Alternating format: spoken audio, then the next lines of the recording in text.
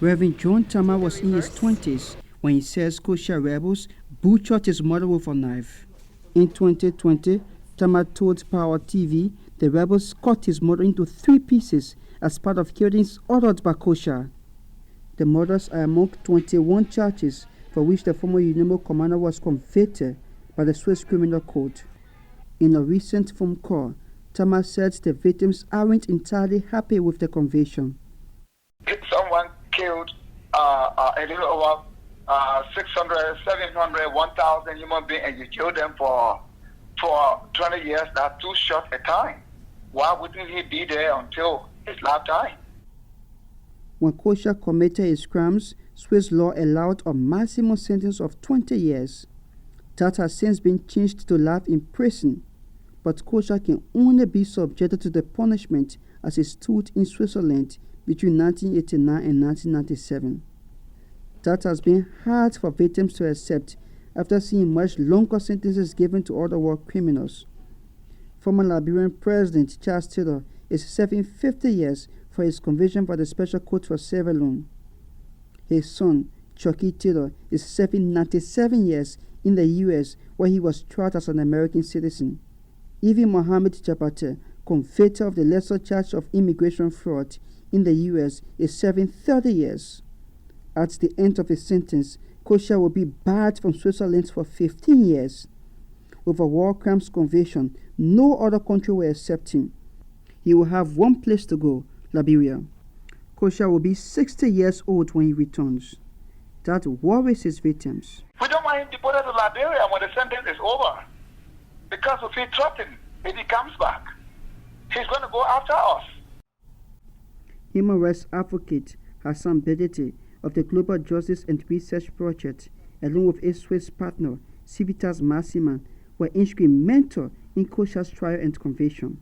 Bedete says GJRP runs an internationally recognized witness protection program for the witnesses and victims that will keep Kosiah's victims and all witnesses who have testified in international trials safe.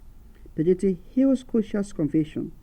The conviction is a victory for the victims, in particular for Liberia in general. But more than that, it's also a victory against impunity and a victory for justice.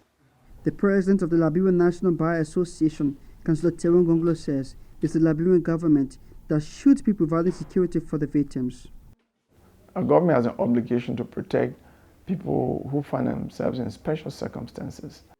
Councillor Gonglo would like to see Kosiah arrested when he lands in Liberia.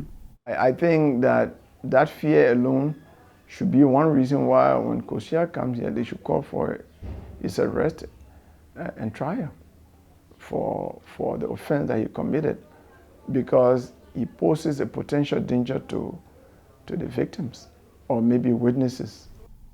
The question of whether Kosiah could be tried again in Liberia is a tricky legal issue.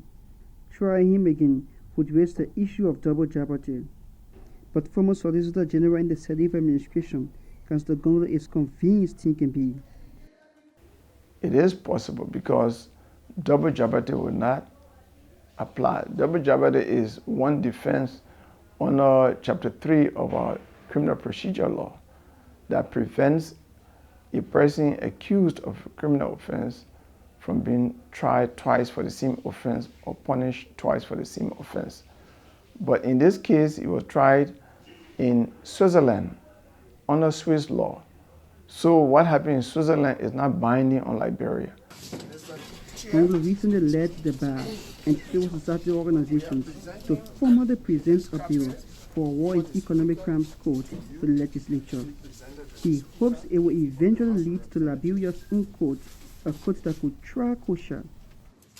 Nothing will prohibit the extraordinary tribunal for trying people who have been tried in other countries. Kosiah was the first Liberian to be tried and convicted of war crimes for his role in the country's first civil war. He has rejected the charges from the onset and claims so far evidence that Bedete and Civita coached witnesses into lying. Sourceless stories have appeared in some Liberian news outlets making the same claim. A family spokesman refused Power TV's request for an interview, but did ask us to quote him. My family does not want to comment on my brother's case for now, not to you or to anyone.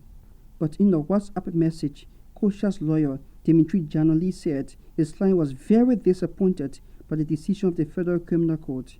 He alleged that the court had dismissed without evidence the multiple demonstrations that were made during the debates on the inconsistencies of the prosecution's case, on the lack of credibility of the complainants, on their multiple contradictions, and even lies. Predator dismisses Janoli's allegations. That is ridiculously outrageous. That is a nonsense. We did not. We reject that line of argument. His inability to defend his client should not be blamed on us. Predator claims defense lawyer Janoli let Kosiah down by choosing defense witnesses who implicated the defendant rather than clear him. It was their witnesses who dumped his clients. They confirmed what we had said. They confirmed what the Swiss prosecutor was arguing in court. Allegations of bribery and witness coercion have dogged GJRP and Civitas during the trials of former Liberian war criminals, including Mohamed Jabata, commonly known as Jongo Jaba, Thomas Wowoyu, and now Alieu Kosiah. Defense teams have been overwhelmed by the powerful testimonies of Liberian victims and have found themselves with few other lines of defense. Alain Venner, director of the Swiss-based Civitas Massiman, does not want to dignify the allegations.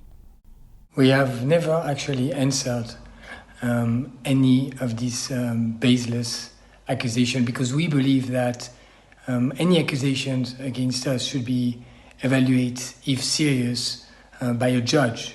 Venner says they are prepared to face the accusers in court.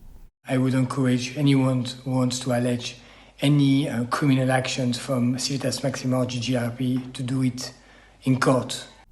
Allegations of witness tampering may continue to dog the organizations. The trial of former Revolutionary United Front commander Jibril Massacre has also become caught up in the issue. After returning to Finland last month from 3 months of hearing from victims in Liberia, the defense team claimed victims had been coerced to lie. Witnesses will be called to explore the allegations, and the court is likely to return to Liberia in August. The big question for justice activists and advocates for a Liberian war crimes court will be whether any of these challenges will stop victims from coming forward to testify. So far, hundreds of Liberians, including from Foya, have braved the threats of retribution to testify to investigators and courts in the US and Europe. New narratives interviews with victims across the country have seen no sign that the quest for justice is letting up. This report was produced by Power TV in collaboration with New Narratives as part of its West Africa Justice Reporting Project. I'm Anthony Stevens reporting.